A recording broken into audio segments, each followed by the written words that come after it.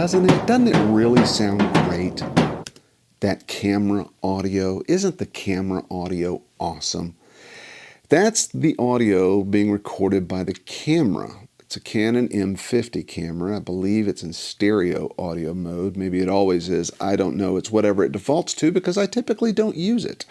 However, for this video, I'm wanting to point out creative things that you can do, whether it's for creative purposes or whether it's because you don't have enough inputs to dedicate an input or two to room mics. You can actually use consumer devices to create really useful room mics. You can use your phone. You can use your built-in microphone on your laptop, or if you have a little portable recorder or whatever. Anything that's a separate device, you can just set it up and set it to record. And then you can do up here what I'm about to do. And I'm going to take this thing, I'm going to export. This is QuickTime. This is a Macintosh, so I'm using QuickTime. You can use whatever program you want, but what you want to do is export as audio. So I'm going to export this. And so I'm going to call this camera audio. I'm going to put it on the desktop for now. And boom, there. It is now done. Okay, so I'm in the session here, and it sounds pretty good. Plenty of room sound. Okay, plenty of room sound. Here's the room actually here. And that's actually a microphone across the room. So, but let's say for the sake of this discussion, you don't actually have that. So I'll just mute it. In fact, I'll just go ahead and, well, I'll mute it. So here are the dry mics, the close mics. Okay, so now we need to import the camera audio.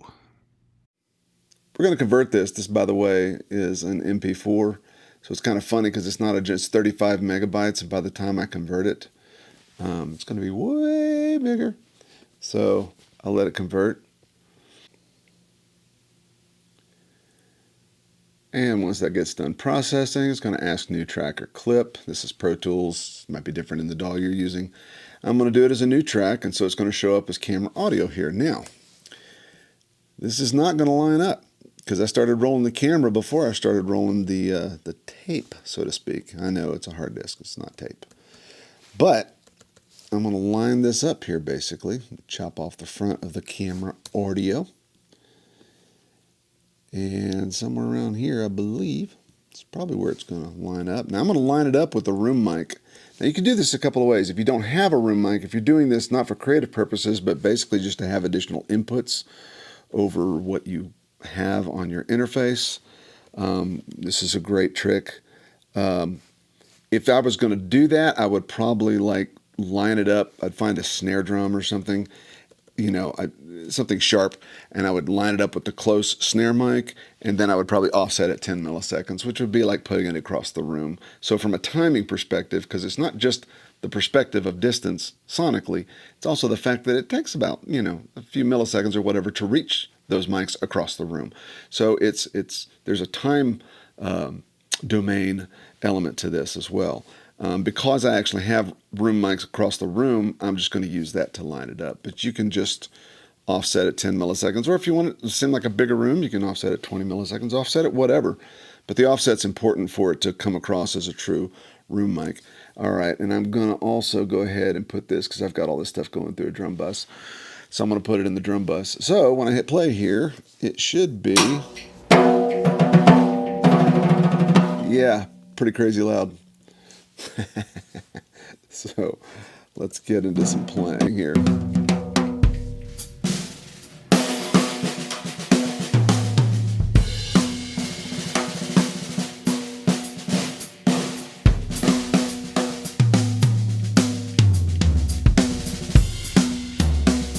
And that's pretty hot, so I'm actually going to do my little cheat here and bring it down quite a bit, so I can bring it up to get better fader ballistics.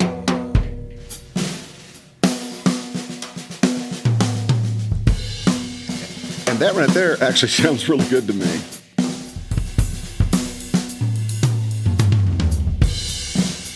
And one thing I'm noticing about this is that the toms and stuff, Usually you want a little more ambience on the snare, and the toms seem to be having a lot of room sound. The compression that's happening in the camera itself is kind of accentuating the tom, the lower frequencies, rather than the snare. So I'm going to actually put a little downward expansion on this bad boy, and I've already got in this session set up a send on the snare, pre-fader send on the snare, so I'm going to use that to key this thing.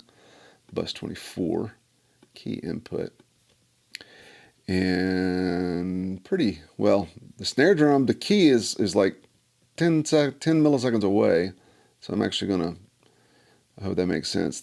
What I'm keying this off of is the snare drum top mic, which is right by the snare drum, and the room mic's like across the room, more or less 10 milliseconds away ish.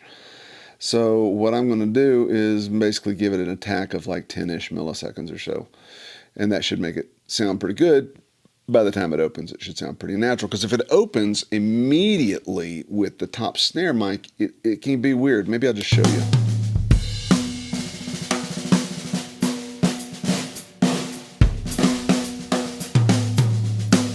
Versus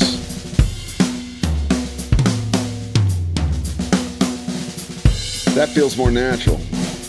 And I'm only cutting it off 3 dB. I'm cutting it off 3 dB downward expansion, and I can, like a medium release or something.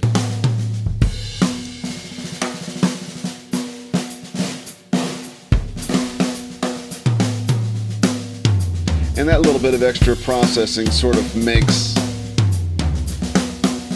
the room sound on the snare similar to the room sound on the toms. Again, without it, it's just kind of messy.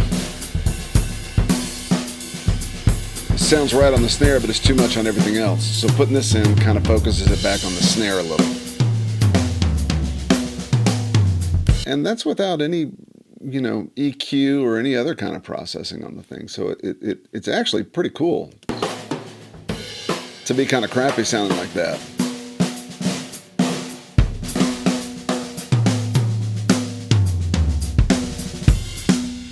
And you definitely miss it when it's gone. From my original room mic. And see, that's more fake reverb. I'm actually using a reverb plugin on that.